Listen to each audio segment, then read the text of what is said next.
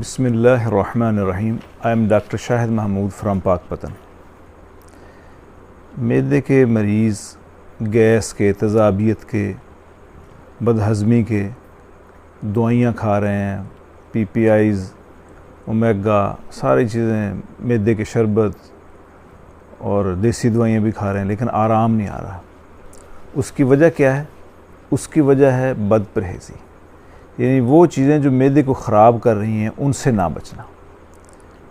आज मैं आपको वो 8 परहेज़ें बताऊंगा कि अगर कोई भी मैदे का मरीज़, चाहे वो नया है या पुराना, अगर वो उन चीज़ों को इस्तेमाल करना बंद कर देगा, उससे परहेज़ कर लेगा, तो उम्मीद है कि वो बग़ैर दुआओं के ही इंशाल्लाह वो ठीक हो जाएगा। अब उनमें सबसे जो बड़ा परहेज़ है वो तली हुई चीज़ें और घी वाली चीज़ें, जिसको कहते हैं फैटी एंड फ्राइड, इससे परहेज़। और इस कैटेगरी के अंदर जो सबसे ज़्यादा इस वक्त खाई जाने वाली चीज़ें हैं वो है पिज़्ज़ा, बर्गर और शवारमे। ये इंतहाई नुकसानदेह चीज़ें हैं। होता ऐसे है कि जब तली हुई चीज़ें या घी में ज़्यादा, या जिनके अंदर घी ज़्यादा है, जब मैदे के अंदर जाती हैं तो मैदे के अंदर जाकर उनको हाज़मे के अंदर काफ़ी देर लगती है और मैदे के अंदर वो ठहर जाती हैं। अब जिस ग़ज़ा ने जल्दी हज़म होना था और आगे उसने जिस्म का जुज़्व बदन बनना था, लेकिन वो मैदे में खड़ी हुई है, उसकी वजह से सारे ये मसाइल आते हैं कि उसी की वजह से फिर वो गर्ड जिसे कहते हैं कि वो ग़ज़ा की नाली की तरफ वो दोबारा ग़ज़ा आती है, फिर तेज़ाबियत बढ़ जाती है, बदहज़मी हो जाती है। उसके बाद अभी वो पहली खुराक खड़ी है, उसके बाद एक और ख़ुराक खा ली, तो अब ये दो चीज़ें जब मिक्स होती हैं तो फिर और मैदे के अंदर ख़राबी वाक़ई होती है। तो इसमें जो फ्राइड एंड फैटी में पहली जो चीज़ है जिस वो परहेज़ है वो है पिज़्ज़ा, शवारमा और बर्गर। दूसरी जो चीज़ है वो है कढ़ाइयाँ। ये होटलों पे अक्सर लोग जब भी कोई फंक्शन होता है होटलों का रुख करते हैं, कढ़ाई का आर्डर कर देते हैं, लेकिन फिर उसको वो भुगतते हैं बाद के अंदर बदहज़मी की शक्ल में, खट्टे डकारों की शक्ल में, तेज़ाबियत की शक्ल में, उबकाइयों की शक्ल में, मतली आ रही, कैब भी शुरू हो जाती है, कई दफ़ा लूज़ मोशन हो जाते हैं। तो ये इन चीज़ों से बचना है। तीसरी चीज़ वो चिप्स है।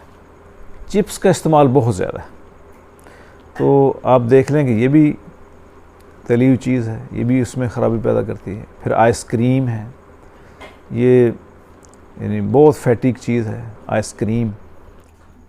फिर इसके अंदर नगट्स हैं और समोसे और पकौड़े हैं, ये भी तली हुई चीज़ें हैं। होटलिंग, यानी जब भी कोई फंक्शन होता है लोग निकल जाते हैं होटल, अच्छे होटल में चलते हैं। अब वहाँ जितनी चीज़ें हैं वो सारी फ्राइड हैं, घी वाली हैं और देर हज़म हैं और मैदे के अंदर ख़राबी पैदा करने वाली। तो सबसे पहले जिस चीज़ का परहेज़ है वो है fried and fatty. Fried and fatty, इन दो चीज़ों से परहेज़ करना है। दूसरी चीज़ जिसका परहेज़ करना है वो मिर्च मसाले। एक आदमी को पहले ही मैदे की जलन है, मैदे के अंदर उसको अल्सर है, मैदे के अंदर उसको सोजिश है, पहले उसका मैदा अंदर से सारा सुर्ख हुआ है, उसके ऊपर जब कसरत से ये मिर्च मसाले जाएंगे तो ये अल्सर को और बढ़ा देंगे और तेज़ाबियत को और बढ़ा देंगे और ये चीज़ें यानी सोजिश को और ज़्यादा बढ़ा देंगी। तो इनसे भी परहेज़ करना है। फिर उसके बाद ड्रिंक्स हैं, तीसरी चीज़। ड्रिंक्स के अंदर कैफ़ीन बहुत ज़्यादा होती है और उसके बाद उसमें जो इलेक्ट्रोलाइट का इम्बैलेंस कर देते हैं और उसके अंदर शुगर बहुत ज़्यादा होती है जो कि हाज़मे में रुकावट डालती है। तो ये कैफ़ीन का इस्तेमाल, यानी कैफ़ीन इसके अंदर होती है जो कि गर्ड जो यानी बदहज़मी है उसका एक बहुत बड़ा, यानी एक बहुत बड़ी एक मर्ज़ है। तो ये कैफ़ीन जो उसका एक स्फिंक्टर होता है जो मैदे और ख़ुराक की नाली के दरमियान में एक वेल्व नुमा होता है जो कि उसको ख़ुराक की नाली में आने से रोकता है। जब ये कैफ़ीन का इस्तेमाल होता है, ये बोतलें पी जाती हैं, तो वो जो स्फिंक्टर होता है वो लूज़ हो जाता है, वो टाइट नहीं रहता। उसकी वजह से फिर खुराक की नाली में आती है, बदहज़मी और मतली, उबकाइयाँ, कै उसमें शुरू हो जाती है। इसके बाद चौथी चीज़ जो कि मैदे को ख़राब करने वाली है और जिससे परहेज़ बहुत ज़्यादा ज़रूरी है, वो है दर्द को रोकने वाली अद्वियात। एनसेड्स हैं, जितने भी जो भी दवाइयाँ दर्द को रोकने वाली हैं वो मैदे को ख़राब करती हैं, क्योंकि मैदे के एक हिफाजत का निज़ाम होता है। ये दवाइयाँ जो दर्द को रोकने वाली हैं, ये एक ऐसे सिस्टम को एक्टिवेट कर देती हैं कि जो कि मैदे की जो लाइनिंग है, जो मैदे के अंदर हिफाजती एक निज़ाम है, उसको तोड़ देती हैं, जिसकी वजह से सोज़श और अल्सर की शिकायत हो जाती है। ऐसे होता है कि पहले अक्सर लोगों को जोड़ों का दर्द हो गया, पट्ठों का दर्द हो गया, अब वो दर्द की दवाएं खाते हैं, वो दर्द तो ठीक हो जाता है, लेकिन मैदे का दर्द शुरू होता है, अल्सर शुरू होता है, तजाबी शुरू हो जाती है, सोज़श शुरू हो जाती है।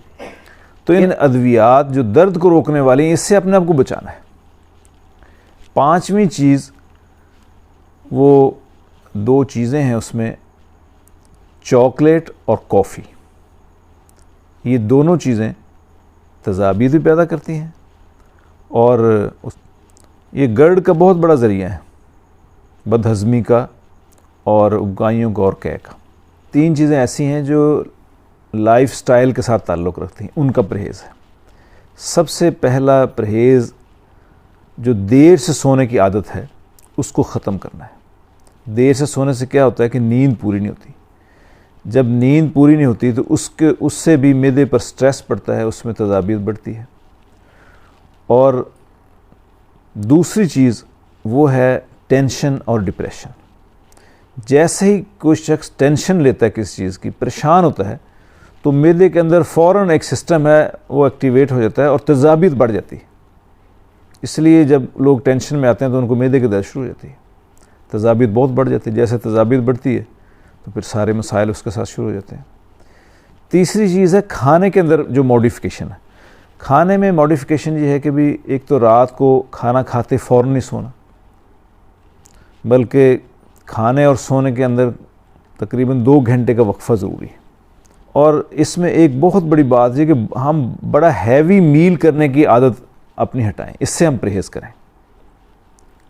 इस्लाम की यानी हदायत भी, टीचिंग्स भी यही हैं कि थोड़ा खाओ, कम खाओ, और अभी खाने की तलब बाकी हो तो खाने को छोड़ दो।